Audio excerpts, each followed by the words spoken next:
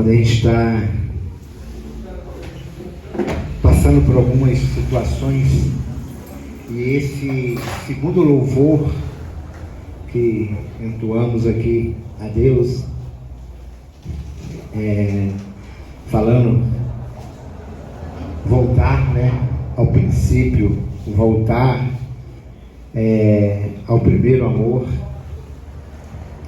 e isso tem mexido muito no meu coração, porque às vezes a gente, hoje com certeza, era o último lugar que eu não queria estar pregando, mas não é por mim, é pelo Senhor, por Ele, porque a palavra diz: quando eu estou fraco, aí que eu estou forte. E já que o Senhor vem já 2 semanas falando comigo sobre esse tema, e eu fiz um spoiler há uma quarta-feira sobre esta palavra que já está ardendo dentro do meu coração, por algumas situações que eu estou vivendo, situações que eu tenho visto que está acontecendo na nossa igreja e situações que eu tenho visto que também está acontecendo no mundo.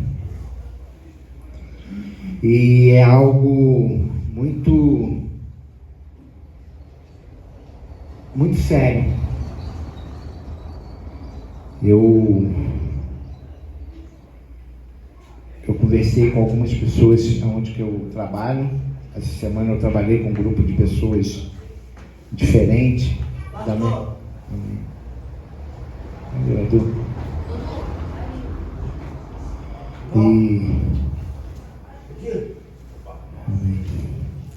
E eu, por várias vezes na semana, eu tive conversando com algumas pessoas que estão passando por algumas lutas e dificuldades. A igreja do nosso Senhor Jesus Cristo está sendo peneirada, está sendo movimentada, está sendo envolvida com algumas coisas, e isso me chamou muita atenção. Eu percebo que esse amor, esse primeiro amor, ele tem sido esquecido. Esse primeiro amor, ele tem se envolvido por várias situações, e eu tenho que tomar muito cuidado com a minha vida nesse primeiro amor, porque é isso que me sustenta, é isso que tem me mantido de pé. E tem muitas pessoas que têm se envolvido e não têm se deixado se permitir buscar esse primeiro amor. Eu não me lembro, mas assim, eu acho que eu já falei sobre isso aqui uma vez. Eu não sei se foi na casa lá do pastor ou se foi aqui mesmo na igreja. Eu vou falar sobre um homem, um agricultor. Um agricultor. Ele é um homem muito rico. E esse homem, ele faz plantação de milho. Aí depois você vai entender um pouquinho aonde que eu quero chegar na mensagem. E ele, plantando, ele comprou uma área muito grande, ele começou a ver no mercado a melhor semente. Ele foi lá e adquiriu, deu um valor muito alto uma semente boa, bem qualificada, uma semente bem separada, e ele plantou uma boa parte de toda a sua fazenda com aquele milho. E o milho, ele tem que ter um momento, né? Eles sempre plantam algumas semanas antes da chuva. E tem todo aquele preparo, você prepara a terra, faz todo aquele movimento. E ele fez tudo certinho naquele momento para aquela agricultura que ele escolheu plantar no seu terreno fosse da melhor qualidade. Aí ele fez a escova, plantou ali a melhor semente, plantou aquele melhor momento, e no decorrer aquela semente começou a germinar, cresceu, chegou no tamanho ideal, teve a adubação certa, correta, ele muito na risca, e aquele milho cresceu, deu os seus pendões e começou a dar as espigas. E na época da colheita, ele bem esperançoso, bem com o coração, porque ele escolheu a melhor semente. Ele escolheu a melhor semente, ele escolheu a melhor situação para fazer aquela agricultura que ele foi determinado a se fazer. Sendo que na hora que ele começou a colher, ele pegou algumas espigas naquele milharal imenso. Ele começou a ver que algumas espigas estavam perfeitas, todas prontinhas, e algumas espigas pela metade, outras sem caroço nenhum. E ele começou a pensar, falou: poxa, em que eu errei? O que aconteceu que eu fiz tudo certinho, eu segui o manual, eu segui as instruções do plantio, a chuva veio corretamente no dia certo, regou, a quantidade de água foi certinha, e ele começou a indagar. Daquela colheita que ele pensava em ter 100% da colheita, ele teve 50%, a metade. Se decepcionou muito e começou a observar. O milho, diferentemente de algumas agriculturas,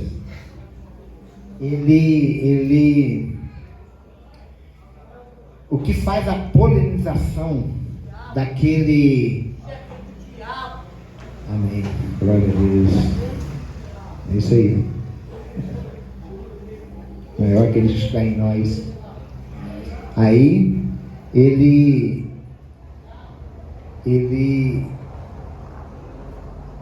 a polinização do milho não é feito por abelhas, ele é feito pelo vento. Interessante, porque no meio do milharal ele nasce tanto a florzinha fêmea e o macho, e o vento que venta no milharal, ele faz a polinização, e dali que sai as espigas. E o vento foi certinho, soprou, e ele começou a perceber que algo estava errado. Ele escolheu a melhor terra, a melhor semente, e ele começou a olhar, hein, pastor? Ele começou a olhar que no lado direito dele tinha outra fazenda que se plantava também milho, e do lado esquerdo, do lado direito, outra fazenda, e ele ficou na fazenda no meio. E ele foi pesquisar. Nisso que ele foi pesquisar, ele percebeu que a semente do vizinho era de baixa qualidade. A fazenda do lado esquerdo, baixa qualidade. E a fazenda do lado direito, também baixa qualidade. Então ele percebeu que o vento, na hora de fazer a polinização, venta tanto do lado direito, do lado esquerdo, no centro ali, e a polinização estava se juntando. O que ele percebeu? Falou: eu vou mudar a minha estratégia. Ele fez aquela colheita, acabou tudo, ele preparou a terra novamente e chamou o agricultor da direita, chamou o agricultor da esquerda e foi lá e comprou um monte de semente e falou: vocês não vão plantar o milho, eu vou doar para vocês sem custo nenhum a mesma semente que eu estou usando na minha fazenda. Ele compartilhou, pastor, da melhor semente. Ele foi lá, pegou, ele viu quantos alqueires que o da esquerda plantava e o da direita plantava, e foi lá e deu a semente e plantou a mesma semente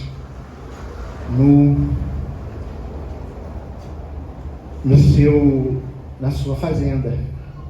E com isso veio a chuva, veio o vento,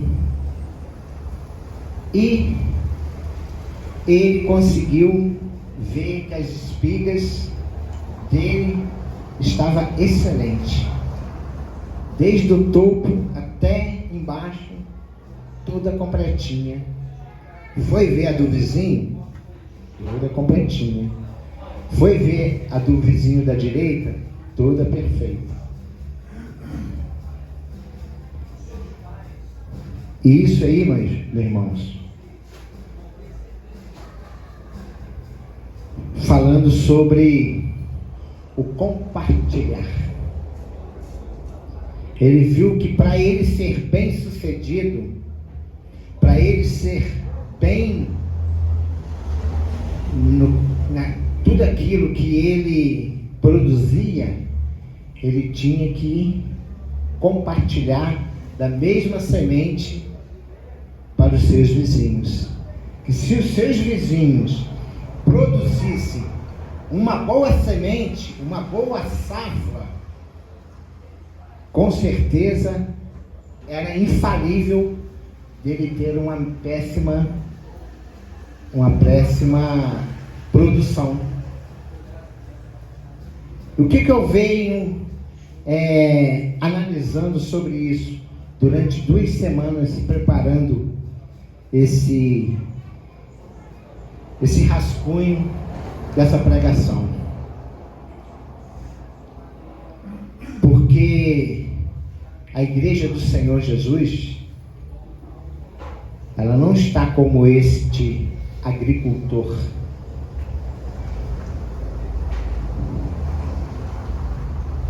A nossa igreja aqui, ela tem passado por algumas dificuldades.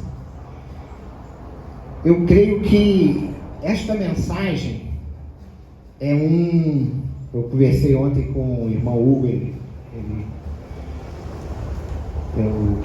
ele veio comigo de carona aqui na reunião dos casais, e é uma continuidade até da pregação dele de domingo passado. Sabe o que está acontecendo hoje no meio evangélico? Que não existe mais empatia. Se fala-se muito sobre empatia. Eu fui pesquisar sobre empatia. A empatia significa a capacidade de se identificar com outra pessoa, de sentir o que ela sente, de querer o que ela quer e de aprender do modo como ela apreende. Isso é empatia. Aí eu fui pesquisar nas coisas do Senhor, na palavra do Senhor Jesus Cristo, e me veio Atos capítulo 2. Eu gostaria que você abrisse a sua Bíblia, porque a Bíblia, ela é viva, ela tem seus sentidos para a nossa criação, ela é um manual de ensinamentos. Hoje nós estamos vivendo um momento, toda a igreja, tudo que eu for falar, eu vou colocar nós e vou colocar as outras igrejas que estão passando pelo mesmo problema. Sabe o que está acontecendo hoje no meio? Não está havendo mais empatia pelo seu próximo. Não está havendo mais empatia no outro. Por isso que a igreja hoje, pastor, ela está fraca. A nossa igreja, eu, como igreja, estou fraco, porque o que está crescendo no meio evangélico hoje é o eu, é a minha semente, é a minha igreja, é o meu serviço, é o meu carro, é a minha família. Hoje algumas pessoas não estão aqui, umas enfermas, e outras pessoas, sabe por quê, mano? Porque as igrejas, eu vim de Olaria para cá, muitas igrejas abertas já, e pessoas, as igrejas abertas, 2, 3 pessoas, sabe por quê? Não está tendo empatia, porque não é o primeiro lugar, não é prioridade buscar, porque a igreja hoje só está olhando para o seu umbigo, para si próprio. Ela não quer mais, sabe fazer o quê? Ela não quer compartilhar a semente, pastor. Prega sobre amor, prega sobre o evangelho, prega se estamos juntos, mas não estamos juntos. O reverendo Caio Fábio, quando era reverendo Caio Fábio, ele disse uma coisa muito séria. Ele disse, eu fui no ministério, eu fui lá em Botafogo, num congresso de liderança. Ele falou uma coisa que é verdade. Naquela época já estava vendo isso e hoje vem se derramando muito mais. O cristão é o povo mais desunido que existe na face da terra. Segura aí na cadeira, mano. Nós somos o povo mais desunido. Porque se a gente fosse unido, a gente mudava esse país, mudava essa doutrina diabólica que Satanás tem colocado dentro da igreja, essa morbidez espiritual. Porque cada um está com seu problema. Nós tivemos aqui uma relação e oramos por uma situação. Eu tomo até a liberdade de falar sobre a família do nosso tesoureiro Oscar. Sabe o que aconteceu? O que aconteceu com a irmã? Porque nós só estamos olhando para nossos problemas. Nós não temos empatia com ninguém. A gente prega, sobe em púlpito, mas não temos empatia, porque o problema do outro não é o meu problema. Então que se dane o outro. E isso está acontecendo no meu evangelho. Nós não estamos vivendo porque a igreja do Senhor Jesus não está vivendo aonde ela foi criada, formada. A igreja, muitos falam, a igreja nasceu em Jesus, certo? Ele só ensinou. A igreja nasceu em Atos dos Apóstolos, capítulo 2. Sabe por quê? Porque ninguém está pregando isso, pastor. É muito mais fácil você afofar o ego dos irmãos, fazer culto de bênção, vem procurar sua bênção, mas ninguém quer pagar preço, ninguém quer orar, ninguém quer distribuir semente. É só o eu que reina hoje. Eu estou passando uma situação lá em casa com a minha sogra. Lá em casa tem um pastor, que é o meu cunhado, uma pastora, que é a minha cunhada, tem a irmã da Cíntia,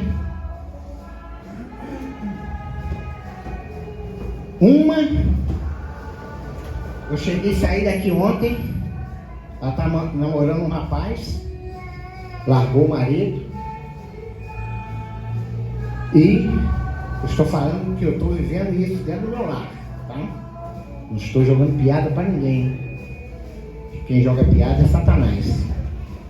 Eu estou vivendo isso lá dentro do meu lar, há 2 semanas já. Minha sogra, a pressão dela está 19, 20, por 9, por 6. Uma chegou em casa ontem, doidona, levou o namorado para dormir dentro da casa dela. Eu me estressei, mano. Eu saí daqui e fui para dentro do inferno. É inadmissível, mano. Sabe por quê? Porque não tem empatia. Nem das pessoas, do pessoal do mundo, e nem o pessoal do cristão. E a outra pastora estava em casa, sabe fazendo o quê? É um laço. Eu sei que algumas pessoas aqui têm estado nesse nível, mas eu creio, sabe o que é que está acontecendo? O diabo tem entrelaçado algumas pessoas, porque é o ganhar, ganhar, ganhar. A pessoa vende R$1.000 hoje, amanhã ela quer vender 2. E isso tem contaminado a igreja do Senhor Jesus Cristo. O egoísmo, o egocentrismo, o eu.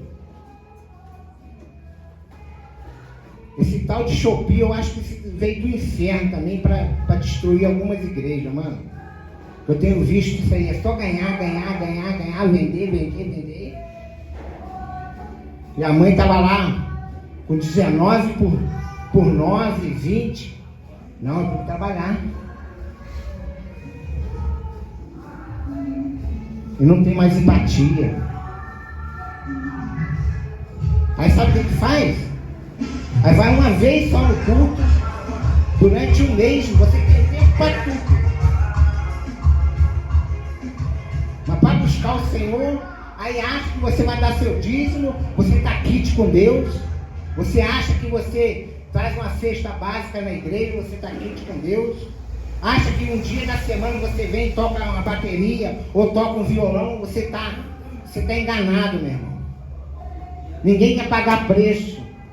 Por isso que as igrejas hoje não acontece mais nada. Não acontece libertação. Não acontece cura. Elas estão pedindo avivamento. Como nós vamos haver avivamento na igreja se eu não tenho empatia? Se isso, como a igreja foi conhecida, foi criada, a igreja foi criada em Atos capítulo 2, versículo de número 42. Isso aqui era para estar escrito em todas as paredes da nossa casa, em frente à geladeira, para todo dia você ler. Porque a gente faz um culto aqui de oração, vem uma pessoa, 2 pessoas, porque as pessoas só querem bênção. Isso não é só aqui não, em todas as igrejas no mundo. Chama a pessoa para orar, subir um monte, jejuar, buscar, nada. Chama para fazer um churrasco, eles vêm, passa. Chama um pregador de fora para pregar sobre, fazer uma campanha, lota a igreja. Porque as pessoas só querem bênção, mas não quer pagar um preço. Não quer buscar, não quer se envolver. Aí está acontecendo. Você já viu, procura lá. Você que tem seu computador em casa, seu celular, procura lá. Quantos pastores têm se enforcado? Têm se matado?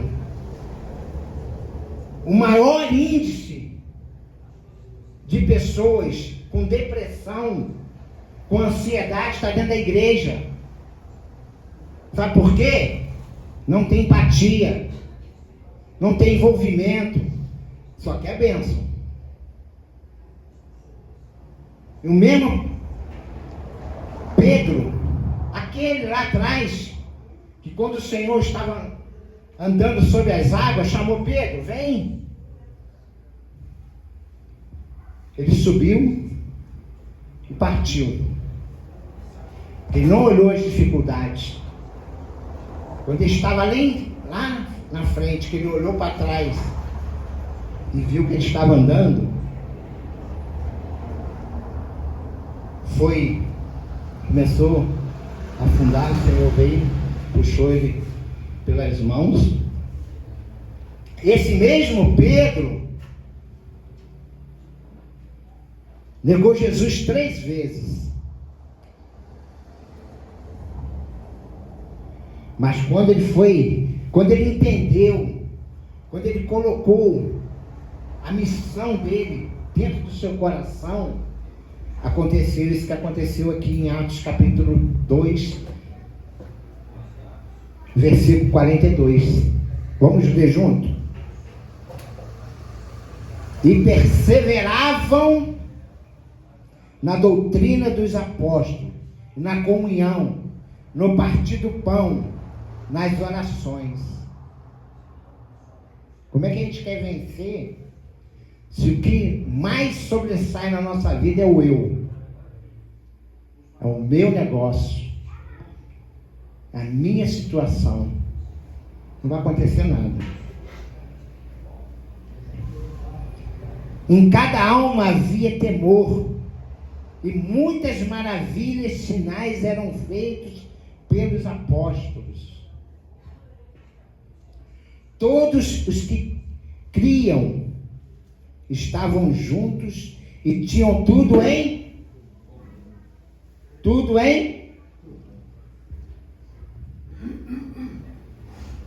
Então a igreja do Senhor aqui na terra está faltando isso aí, ó. Tudo em comum. Vendiam suas propriedades, seus bens, repartiam com todos, segundo as necessidades de cada um, perseverando unânimes todos os dias no templo, e o partir o pão em casa, comiam juntos com alegria e singeleza de coração, louvando a Deus e caindo na graça de todo o povo, e todos os dias acrescentava o Senhor os que iam sendo salvos. Então quem acrescenta na igreja não sou eu nem você, é o Senhor.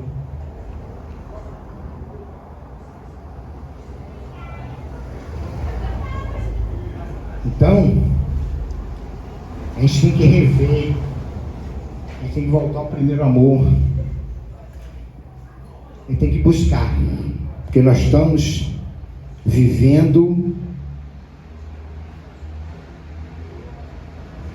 Nós estamos vivendo, sabe o quê? Essa morbidez. Teve uma igreja, a gente estava até conversando aqui, não sei se foi o próprio pastor, num local aí para fora, houve um culto, um mês inteiro, né, pastor? Um mês inteiro. Só vai acontecer na busca. A gente abriu essas portas aí. Hoje estava um rapaz que eu conheço lá de Olaria, estava conversando ali, ele profetizando que, né, que essa igreja ela vai crescer, vai encher. Mas eu tenho sempre pedido ao Senhor que encha de pessoas com qualidades em busca, porque não adianta encher igrejas e a gente está fraco espiritualmente, porque o inimigo tem colocado a cada dia laços, entendeu? Laços, e colocando desertos na vida dos crentes para aprisioná-los, porque é muito mais fácil aprisionar, porque ele sabe o potencial, como a igreja foi criada. Hoje a minha é melhor, entendeu?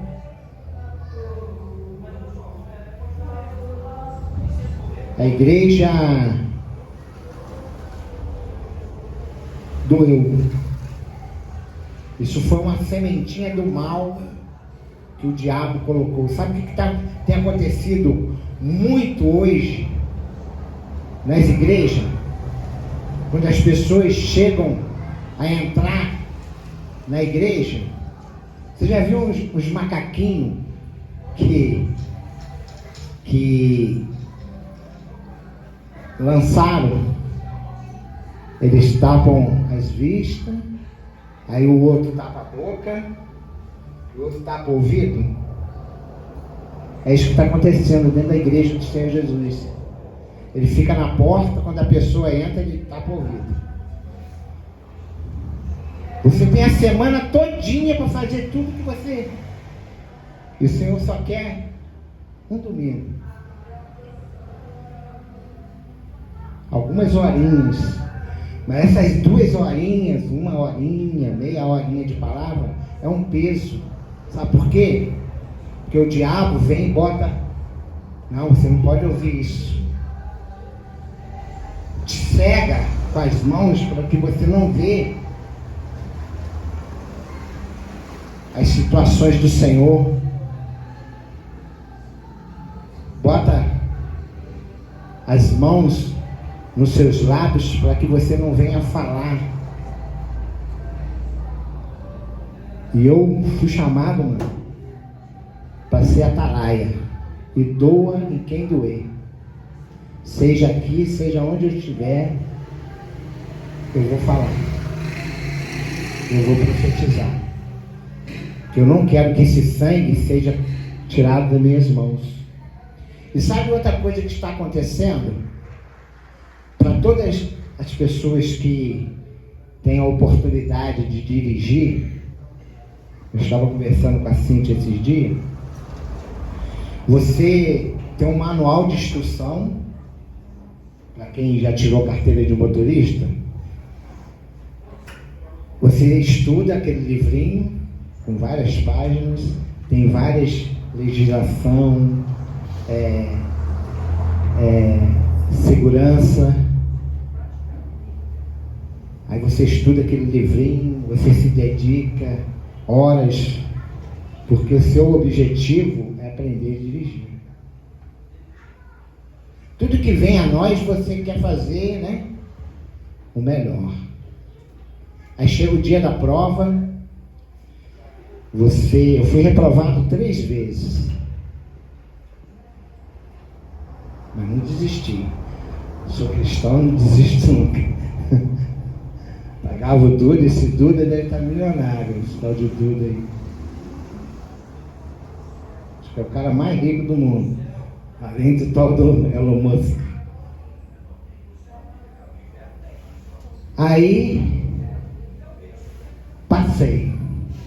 Aí você aprende lá, quem dirige aqui sabe, você aprende na autoescola que a prioridade, primeiramente, a prioridade é o pedestre. Tá? Faixa de pedestre, o pedestre.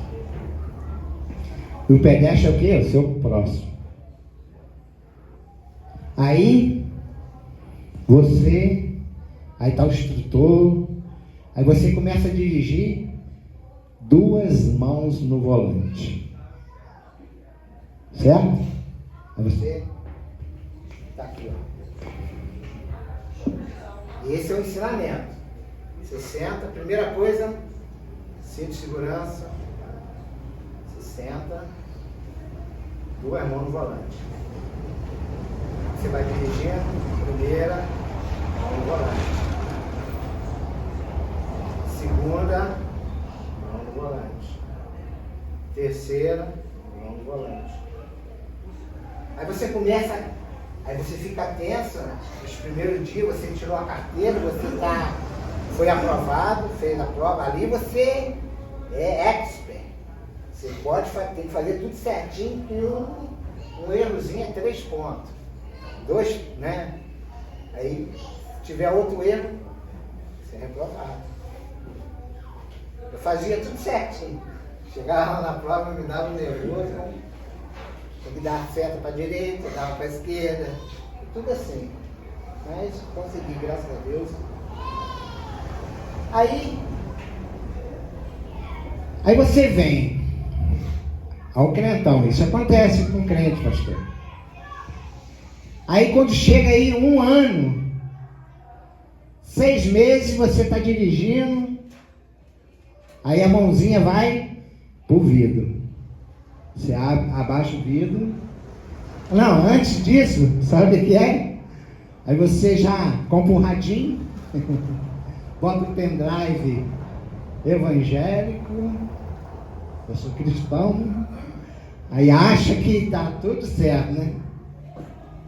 Aí você vai, 2 mãos no volante, aí uma mão já vai lá, em vez de ir na marcha, já vai lá no som, aí você olha, apertou errado, você pega, aí o carro já vai, né? Já vai para a direita ou para a esquerda, aí você toma aquele susto, você volta a mãozinha de novo. Aí 1 ano, você está dirigindo, aí a mão que é para estar no volante já está no vidrinho aqui, ó, do lado.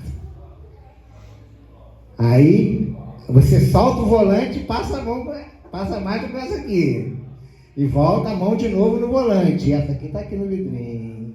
Aí você olha para a paisagem. Entendeu?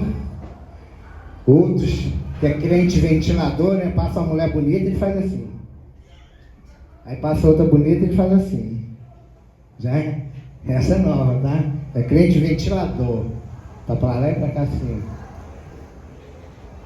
Mas sabe o que é isso, mano? É a autoconfiança. É mais um lacinho que o diabo coloca. E ele está colocando também, sabe o quê? Essa autoconfiança dentro das igrejas, em pastores, em presbíteros, em diáconos, na liderança da igreja principalmente, porque o Senhor te deu uma missão de você dirigir, de você guiar. Mas a gente só pensa nos nossos interesses. Não venha nós, na minha igreja. Então a gente tem que rever esses conceitos a cada instante da nossa vida.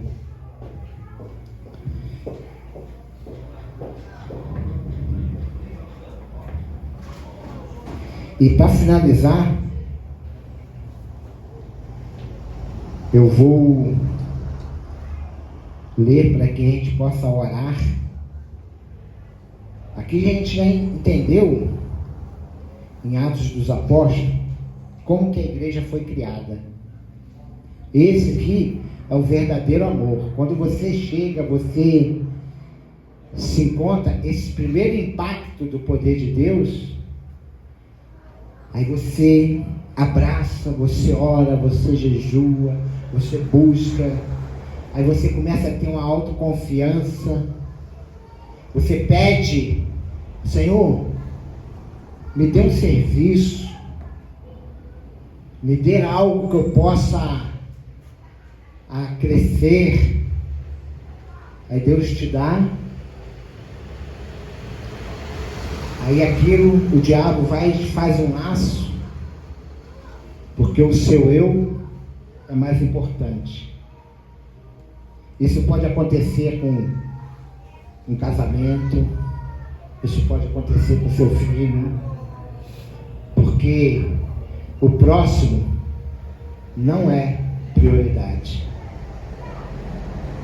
Hoje algumas pessoas não vieram, umas estão doentes, outras passamos alguns problemas e dificuldades. Eu estou falando isso aqui hoje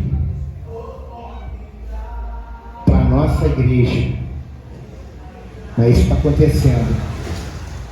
E o Senhor me levou a um exemplo de como. Eu comecei a perguntar: Senhor, o que está acontecendo? É a liderança que está errada? É a igreja? Por que lá, quando nós começamos, você se lembra? Alguns já é fruto daqui, mas alguns é fruto lá da casa do pastor. Lá, sabia que lá estava acontecendo bastantes coisas que aqui não acontece? Porque viemos para cá e sabe o que invadiu o nosso coração? A autoconfiança, pastor. Porque lá a gente estava vivendo o compartilhar. Era uma salinha, onde a gente olhava no olho, onde o problema do outro era o meu problema. Então a gente tem que rever. Se a gente orou e Deus nos deu isso aqui, as pessoas só vão ser contaminadas com o poder de Deus se esse compartilhar em Atos capítulo 2 acontecer na nossa vida. Aí a gente vai ver a idético entrando aqui e saindo curado, pessoas bêbadas entrando aqui, nem precisar botar a mão, vai cair endemoniado. Você sabia que isso acontece?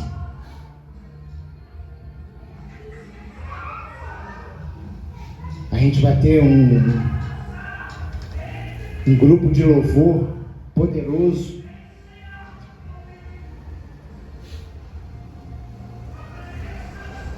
Desde o momento que a gente não olhar para o nosso eu. Enquanto a gente vê que o meu eu é prioridade, nada vai acontecer. A gente vai passar anos e anos e anos. E isso vai ser cobrado de nós, hein? Jesus está voltando. A cada dia a Bíblia está se cumprindo. A cada dia. Aí depois, Senhor, eu fiz, aconteci. Eu botei um videozinho pequenininho, até no grupo. E eu não vi ninguém curtindo nem nada. Sabe por quê? Eu sei que muitas pessoas viram. Fala do arrebatamento. As pessoas correndo. Uns falando: eu sempre fui na igreja. É um relatozinho sobre a vinda do Senhor Jesus Cristo. Jesus chegou, chamou, e muitos ficaram. Muitos ficaram, sabe por quê? ia para a igreja e só pensava no eu. Só nas minhas coisas. Ah, Senhor, lá. Ah, eu sempre dei meu dízimo. Ficou. Ah, eu sempre fiz, eu sempre fui na igreja, eu sempre participei da escolinha dominical. Eu estava conversando com um rapaz lá na obra essa semana. O estar na igreja, isso não significa um cartãozinho para a sua salvação. Que às vezes você está na igreja, mas a igreja não está em você. É o que está acontecendo hoje no mundo. Aí passa-se uma prova, é o crente 6 horas. Já viu o crente 6 horas? É. 6 horas por mim. Você vai no culto? Ah, 6 horas por mim lá. É fé na fé do irmão. É fé na fé daquele que está pagando um preço. Eu já falei aqui, torno a falar, eu não vou ser muleta de ninguém. Hoje eu rasguei o verbo lá dentro de casa, lá, para a família porque eu comecei a discutir, porque eu não posso falar nada. Os outros tentam me calar lá dentro. Eu falei, eu não sou um marido somente para pagar conta e trabalhar e sustentar a casa. Eu não preciso estar dentro de uma família que eu só posso só ouvir e tem que ficar igual esses macaquinhos, sem ver nada e não posso falar nada. Então é melhor eu ficar sozinho. Peguei pesado. Vou pegar pesado com meu filho, que eu já falei com ele. Ele é meu filho daquela porta para fora. Aqui dentro ele é membro. Então tem que ser repreendido. Acabou esse negócio de amizadezinha. Sabe o que está acontecendo, pastor? As pessoas estão confundindo amizade com pastor como pastoreio. Tem pastores que estão usando, sabe o quê? Ele recebeu uma vara e um cajado. E ele não sabe como usar isso, essa ferramenta. Ele bate com o cajado e quer salvar com a vara. Está tudo errado. Está tudo mudou. Entendeu? Os conceitos. E a igreja fica assim. Nada acontece. Aí, eu comecei a orar e o Senhor falou: o mundo busca-se avivamento. E sabe qual é a igreja que nós estamos vivendo agora nos últimos dias? É Apocalipse, capítulo 3, versículo de número 14. Para finalizar, para a gente orar.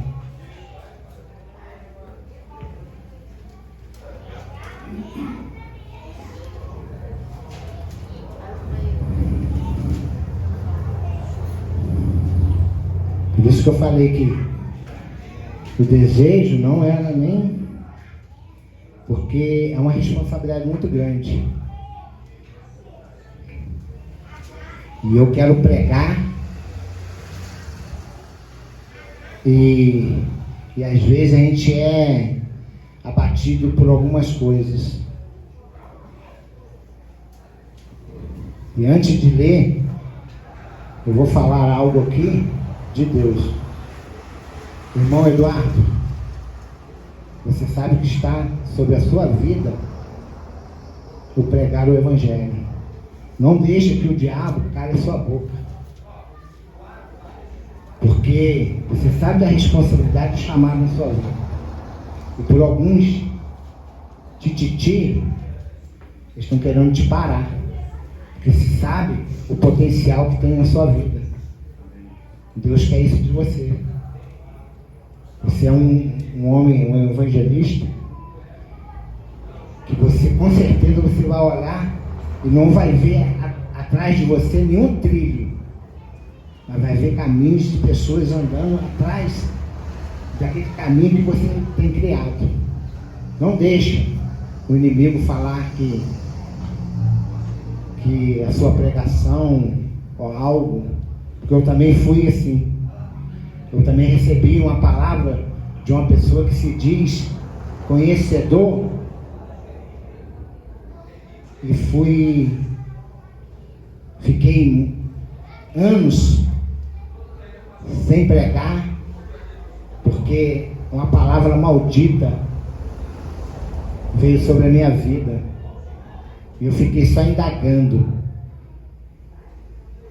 entendeu? Então a gente não pode aceitar, porque o diabo quer fazer isso com a nossa vida, fechar os nossos olhos, na nossa boca, no nosso ouvido, porque senão esse sangue vai ser cobrado de você, e ai de nós quando o Senhor cobrar. E o que nós estamos vivendo é Apocalipse 3, versículos 14. Ao anjo da igreja de Laodiceia, escreve: isto diz o Amém, o Senhor, a testemunha fiel e verdadeira, o princípio da criação de Deus. Conheço as tuas obras, que nem és frio e nem és quente. Quem dera se fosse frio ou quente. Assim, porque és morno e não és frio e nem quente, vomitar-te-ei da minha boca. Disse: rico sou, estou enriquecido e de nada tenho falta, mas não sabes que és um coitado, miserável, pobre, cego e nu. Aconselho-te que de mim compres ouro refinado no fogo, para que tenhas riquezas e vestes brancas, para que te vista, e não seja manifesta a vergonha da tua nudez. E colírio para ungir os teus olhos, a fim de que vejas. Eu repreendo e castigo a todos quanto amo. Portanto, zelo e arrependei-te. Eis que estou à porta e bato. Se alguém ouvir a voz, abre a porta, entrarei em sua casa e com ele cearei e ele comigo. Então, para você pensar, para você analisar se não é isso que está acontecendo hoje no meio evangélico, no meio cristão.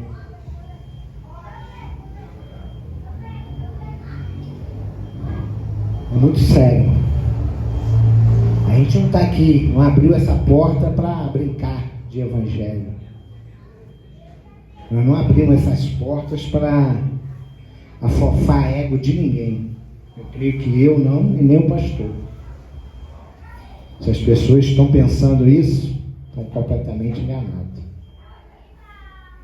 A gente tem que rever os nossos conceitos. Nós temos que rever aquilo que o Senhor nos chamou para pregar o Evangelho, a curar o enfermo e a pregar o ano aceitável do Senhor. Essa é a missão da igreja. E nunca se esquecer que, se não acontecer esse compartilhar da semente, o compartilhar do Evangelho, porque eu passei, a cidade está em festa, os botequins estão cheios, o hospital Raul do Sertã não tem leito. Nós estamos vivendo, pastor, a mesma situação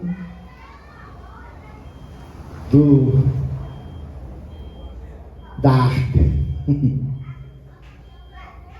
Todo mundo vendendo, vivendo o seu eu. O Senhor chamou Noé para fazer uma arca num lugar que não tinha nem água. 100 anos Noé levou fazendo aquela arca. Não é 100 dias não, não é 100 horas não, são 100 anos. Você já pensou?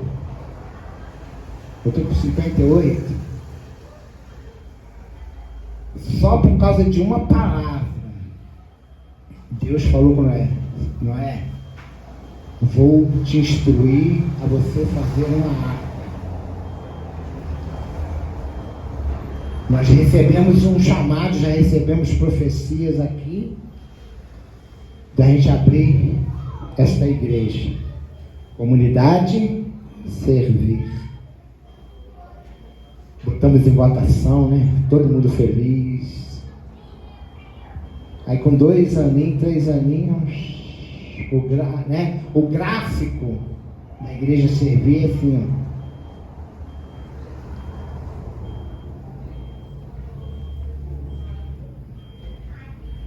Noé, 100 anos. Você acha que Noé, em 100 anos, ele não desestimou, ele não pensou, falou: será que é? Será que essa voz que eu ouvi é de Deus? Será que é isso que Deus quer de mim? Mas chegou o grande dia e a profecia se cumpriu.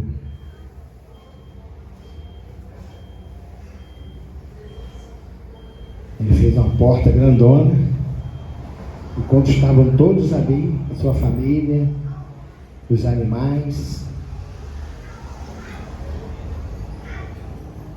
veio a chuva, veio o problema, veio a dificuldade, e todos queriam tentar entrar, e o próprio Deus fechou a porta. E a igreja do Senhor Jesus está vivendo isso aqui, ó. E o Senhor está despertando, está chamando ao compromisso. Ele está voltando. E tomara que Ele não me pegue com meus problemas, com meus interesses. Amém? Senhor, nosso Deus e amado Pai, eu te louvo e te glorifico, Senhor, neste momento. Que esta palavra fique em nosso coração, gravada como um ponteiro, escrita em nosso coração. Que o Senhor coloque homens atrás desse púlpito,